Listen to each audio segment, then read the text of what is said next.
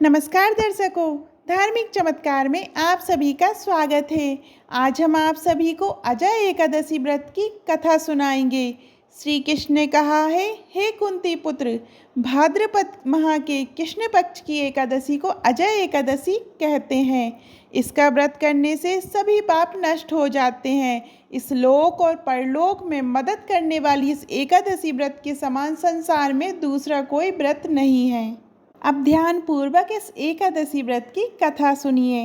पौराणिक काल में भगवान श्री राम के वंश में अयोध्या नगरी में एक चक्रवर्ती राजा हरिश्चंद्र नाम के एक राजा हुए थे।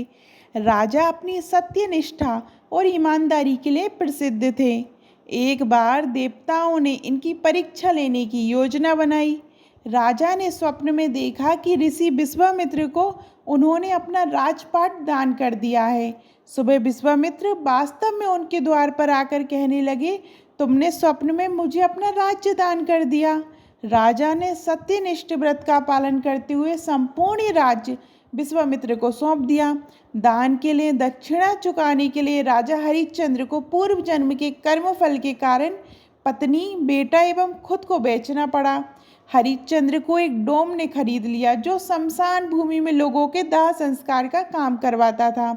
स्वयं वह एक चांडाल का दास बन गया। उसने उस चांडाल के यहाँ कफन लेने का काम किया, किंतु उसने इस आपत्ति के काम में भी सत्य का साथ नहीं छोड़ा। जब इसी प्रकार उसे कई वर्ष बीत गए तो उसे अपने इस नीच कर्म पर बड़ा दुख हुआ और वह इससे मुक्त होने का उपाय खोजने लगा। वह सदैव इसी चिंता में रहने लगा कि मैं क्या करूं, किस प्रकार इस नीच कर्म से मुक्ति पाऊं।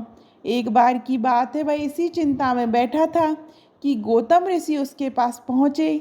हरिश्चंद्र ने उन्हें प्रणाम किया और अपनी दुख भरी कथा सुनाने लगे। राजा हरिश्चंद्र की दुख भरी कहानी सुनकर महर्षि गौतम भी अत्यंत दुखी हुए। उन्होंने राजा से कहा, हे राजन, भादो माह के कृष्ण पक्ष की एकादशी का नाम अजा है।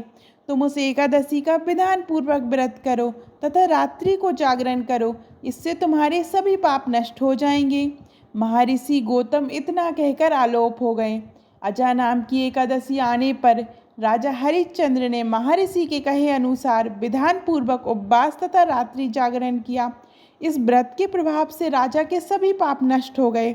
उस समय स्वर्ग में नगाड़े बजने लगे तथा पुष्पों की वर्षा होने लगी। उन्होंने अपने सामने ब्रह्मा, विष्णु, महेश तथा देवेंद्र आदि देवताओं को खड़ा पाया। उन्होंने अपने मृतक पुत्र को जीवित तथा अपनी पत्नी को राजसी वस्त्र तथा आभूषणों से परिपूर्ण देखा। व्रत के प्रभाव से राजा को पुनः अपने राज्य की प्राप्ति हुई।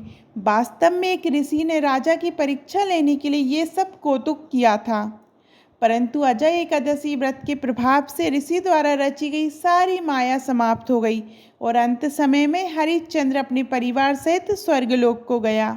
हे राजन, ये सब अजय एकादशी के व्रत का प्रभाव था। जो मनुष्य उपवास को विधान पूर्वक करते हैं तथा रात्रि जागरण करते हैं, उनके सभी पाप नष्ट हो जाते हैं और अंत में भी स्वर्ग को प्राप्त होते हैं। इस एकादशी व्रत की कथा के श्रवण मात्र से ही, सुनने मात्र से ही अश्वमेघ यज्ञ के फल की प्राप्ति हो जाती है।